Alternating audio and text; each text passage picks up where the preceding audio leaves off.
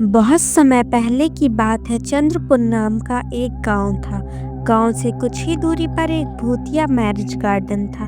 गांव के लोगों का उस मैरिज गार्डन से आते जाते तो क्या, उसके आसपास भी नहीं भटकते थे, क्योंकि उनका मानना था कि उस मैरिज गार्डन पर भूत रहते हैं। हर अमावस्या की रात भूतिया मैरिज गार्डन से भूतों की बारात निकलती। बारात में एक भूतिया दूल्हा अपनी पूरी पलटन के साथ गांव में आता और एक जवान लड़की को अपने साथ ले जाता।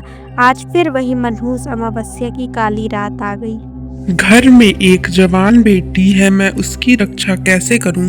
घबराने की कोई ज़रूरत नहीं है। मैंने घर की सभी खिड़की दरवाजे बंद कर दिए हैं। कोई भी दरवाज़ा खटखटाएगा तो खोलना मत। आज हम में से कोई भी नहीं सोएगा।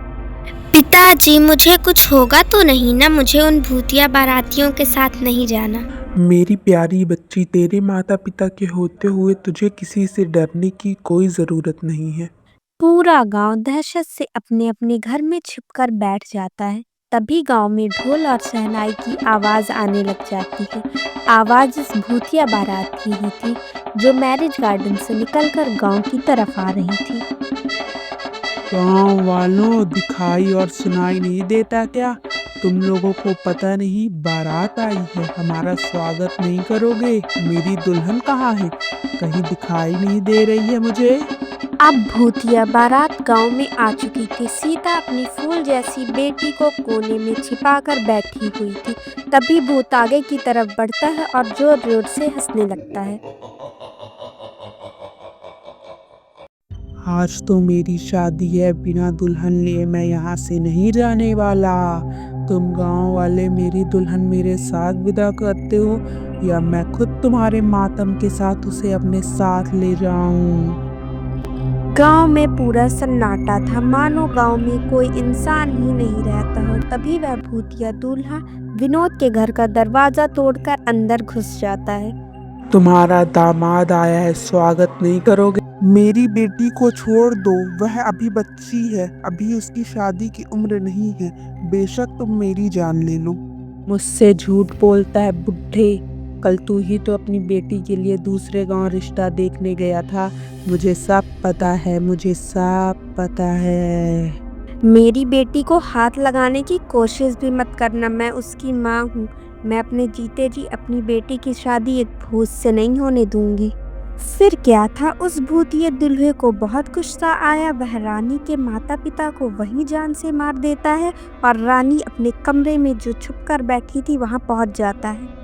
छोड़ो मुझे, मुझे अपने माता पिता के पास जाना है। पर वह भूत उनकी एक नहीं सुनता। वह रानी को अपने साथ भूतिया मैरिज गार्डन में ले जाता है। अगली सुबह होते ही कुसुम और उसके परिवार की सांस में सांस आती है। उस रात के बाद पूरे गांव में डर का खौफ छाया हुआ था। हर जगह मातम बिखरा हुआ था। गांव वाले मिलकर रानी के माता पिता का अंतिम संस्कार कर देते हैं, लेकिन पूरे गांव वालों की जुबान पर बस भूतिया बारात की ही बातें थी। अरे गांव वालों, यह सब कब तक चलेगा? ये भूत बेधड़क आते हैं और हमारी आंखों के सामने हमारी बेटियों को उठाकर ले जाती हैं और हम बेबस लाचार होकर देखते रहते हैं। आखिर विनोद की बेटी भी तो हमारी बेटियों की तरह ही थी। बिल्कुल सही कह रहे हो। इस गांव की हर बेटी तो हमारी बेटी जैसी ही है। उन सब की रक्षा करना हम सब का फर्ज है। हम सब गांव वाले मिलकर उस भूत का सामना करेंगे और तुम चिंता मत करना, हम उस भूत को जरूर हरा पाएंगे। वह तो सब ठीक है भाई, लेकिन हम कब तक अपनी बेटियों को कंवारा रखेंगे? जिसकी भी बेटी जवान होती है, शादी के लायक होती है, शादी के दिन वह भूत आता है और उसे अपने साथ ले जाता है। आखिर कब तक हम यूं ही अपनी बेटियां उस भूत को देते रहेंगे? अगले दिन पूरा गांव महेश की बेटी कुसुम की शादी में लगा था। एक तरफ सजावट और दूसरी तरफ मिठाइयाँ बन रही थी।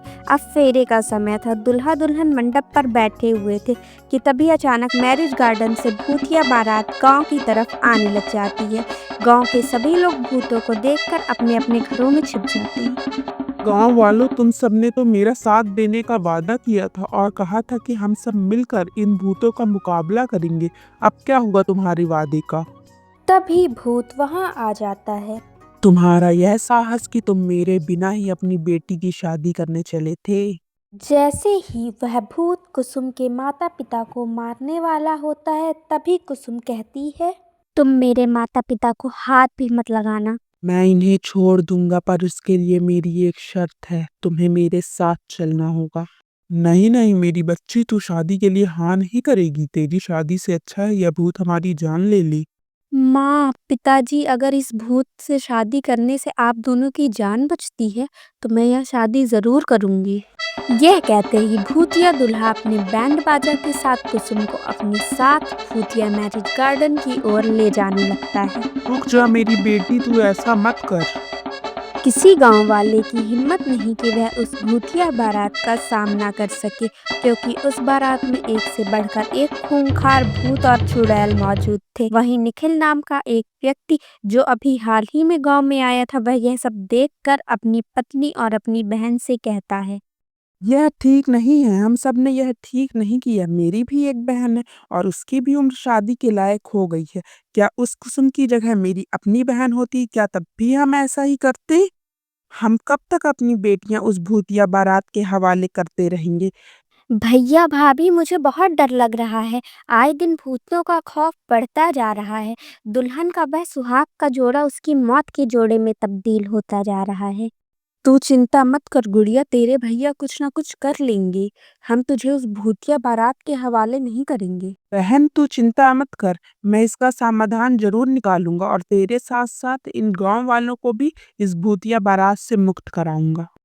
इसके बाद निखिल जंगल में तपस्वी तांत्रिक के पास जाता है और गांव में आने वाली उस भूतिया बारात के बारे में बताता है। बेटा, मैं देख पा रहा हूँ कि तुम्हारे गांव में एक श्रापित भूतिया बारात का साया है और उस भूतिया बारात से छुटकारा पाने के लिए तुम्हें मेरे कहे अनुसार नियमों का पालन करना होगा। जी तांत्रिक बाबा। इसके बाद तपस्वी निखिल को समाधान और नियम बताते हुए एक जादुई पानी की बोतल देता है और कहता है, जा बच्चा, तेरे और तेरे गांव वालों का कल्याण हो। जिसके बाद निखिल जादुई पानी की बोतल लेकर गांव आ जाता है और सभी गांव वालों को इकट्ठा कर कर कहता है, सुनिए गांव वालों, इस भूतिया बारात से छुटकारा पाने के लिए एक उपाय मुझे मिल चुका है, लेकिन इस काम को पूरा करने के लिए मुझे आप सबका साथ चाहिए होगा। हम सब तुम्हारा साथ देने के लिए तैयार हैं, बताओ क्या करना होगा। बस आप सब एक काम कीजिए कि आज रात शादी का प्रबंध कीजिए, बाकी सब मैं संभाल लूंगा। और कल सुबह ऐसा लगना चाहिए कि आज इस गांव में किसी की शादी है। अगले दिन पूरा गांव शादी की तैयारी करके भूतिया बारातियों का इंतजार करने लगा। तभी गांव की तरफ भूतिया बारात आने लगी। भूतिया दूल्हा वहां आता है और मंडप पर एक दुल्हन को बैठे देखता है। वह उसे अपने साथ मैरिज गार्डन की ओर ले जाने लगता है। उसे अपने साथ भूतिया मैरिज गार्डन के अंदर एक पुराने हॉल में लेकर चला जाता है, जहां पर बहुत सारे कंकाल पड़े हुए थे। तभी वह देखता है कि वह दुल्हन कोई और नहीं बल्कि निखिल है। ये रही तुम्हारी दुल्हन, कर लो अब शादी। धोखा, धोखा हुआ है मेरे साथ, धोखा।